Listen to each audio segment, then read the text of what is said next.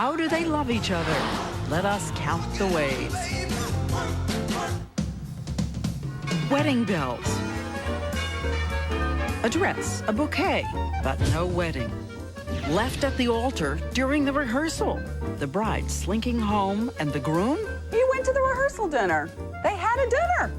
A jilted bride who would not give up, even when the groom did. Nearing 40, school teacher by day, belly dancer by night, facing life alone, says her mom. I really didn't think I'd ever see the day. So how did she get the guy? Dancing her way into her soulmate's heart. This is it. I'm actually walking down the aisle at my wedding. I'm crying Don't start crying. And a mother hanging on to life for her little girl's dream day. Will she make it to her daughter's wedding? And East meets West in a mother-daughter tug-of-war. I said, go elope. You don't have to bother to tell us we are not show up. On the wedding day. She wanted her way.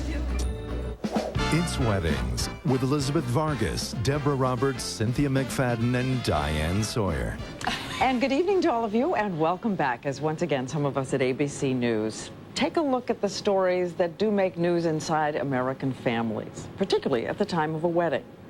They are stories of hope and love, of heartbreak and healing, and sometimes just hilarity. Elizabeth Vargas begins. Our first couple tonight, his friends call him... With Diane Sawyer. In the category of how bad could it be, try this. Her fiancé backs out at the rehearsal dinner.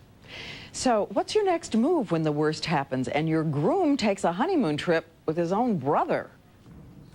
Kimberley Kennedy, one of America's golden girls. Good morning, I'm Kimberley Kennedy, and welcome to our An Level Atlanta news anchor with wit, personality, and an upcoming wedding to the man of her dreams. I was that girl, you know, that everybody kind of hates, really. I mean, I was that close to just having it all. Her fiancé, a radio executive, proposed after they'd been dating a year, and the gossip column in Atlanta had every detail. You know, he had proposed, so I assumed that meant we were going to get married.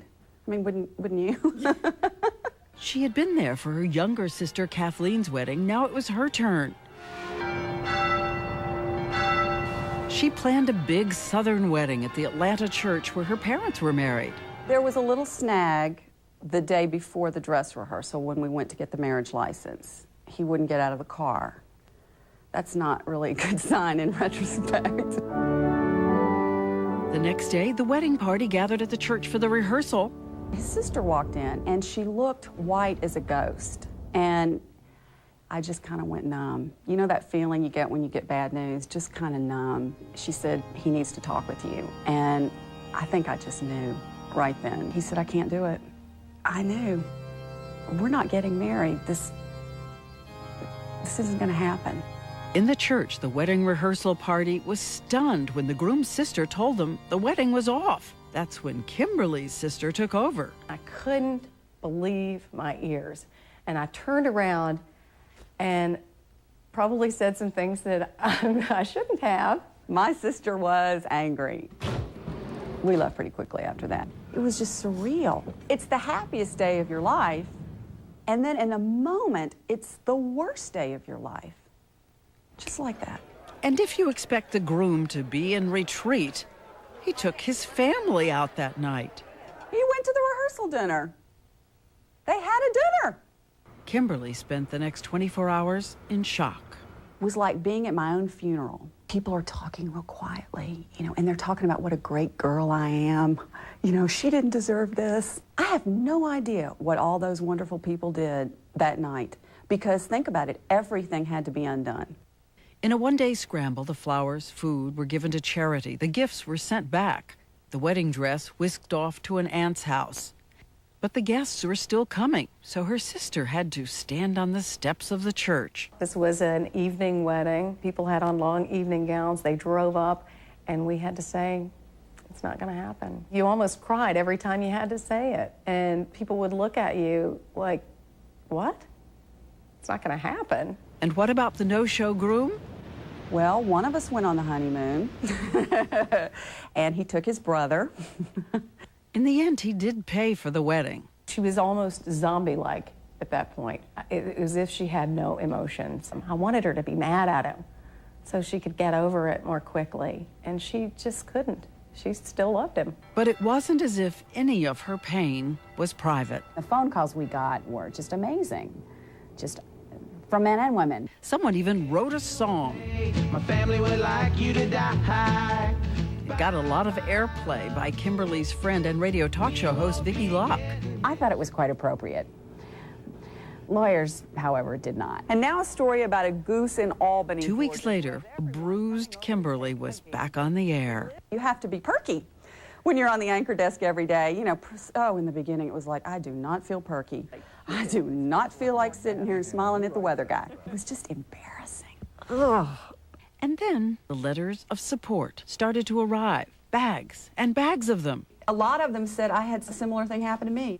I was so sad to hear what happened to you. In the meantime, if my Yorkshire Terrier, Misha, ever meets this fellow in public, this guy's big toe will be history. Everybody is hating him, and I hated me. Isn't that the strangest thing? What was wrong with me? What did I do? Why did I cause this? Never once did I think he has a problem. It was me. Not only that, one of the letters was from her former fiancé himself, apologizing. She says she now sees she was pushing, her enthusiasm trumping his doubt. A wedding should be happy and joyous for both people, and it didn't feel that way now in retrospect. It felt like I was pushing him. But at the time, one blow led to another. Kimberly quit her job. She freelanced for CNN, but then got sick. Thyroid disease. Doctor said clearly brought on by stress. I can remember lying on that couch one day and thinking, you know what, how in the world did I get here? How did I get here? I was as low as a person could get. And what about her social life? Oh, dates? No! Are you kidding me? I wouldn't have wanted to go out with me. And as if she needed salt in the wound, this People magazine issue touted among America's most eligible bachelors her former fiancé. I thought, eligible bachelor, somebody at People hadn't done their homework. This is not an eligible man. It took time, as slowly Kimberly realized there were a lot worse things in life. People like her own mother who has arthritis, living with long-term disease, and doing it with grace and humor. She can get through a day, and some man left me. Big deal. Hi, I'm Kimberly Kennedy. That was when she got an audacious idea. You know how most people have like a bad day or a bad week? Well, I've been having a bad life. An idea for a new kind of resume tape, one that capitalized on her infamy as Atlanta's most famous jilted bride. My fiancé got an obscene case of cold feet, left me at the altar. I thought, maybe I could laugh at it. Maybe I could make something good out of it. It worked. Kimberly got hired as host of her own weekly entertainment show called Hot Topics. It's like the stories you talk about around the water cooler. 5, 6, 7, 8. We beat Saturday Night Live like most Saturday nights. If you've ever had trouble with an umbrella on a rainy day, take heart.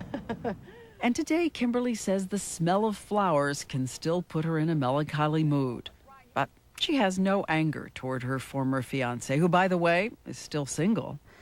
I saw him a couple of months ago at a restaurant, first time in years. I was anxious to see what my reaction would be. I got in the car. Nothing, nothing, nothing, nothing, ever, nothing. It was like, free at last, free at last. For the first time in a long time, I feel like I have my sister back, and it's a new and improved version. And the engagement ring? Well, the ring became the Rolex watch. Pretty, huh? Pretty, but hard-earned. Finally, she's dating again. I know that she's going to make somebody a great wife one day. You should see her with my children. It's precious. But for Kimberly, from the marriage that didn't happen, more than one lesson learned. Well, I know that people would like to think, oh, the happy ending would be now she's married. And they're her little kids, and aren't they cute? But the story here is that I'm completely happy. You don't have to have a mate around to make you complete. You've got to be complete on your own. And maybe I didn't know that before. You can dust yourself off and rewrite that chapter of your life. And you know what? I like this chapter a whole lot better. Family. family, and she keeps it all When we together. return, Elizabeth Vargas with Love Come Late.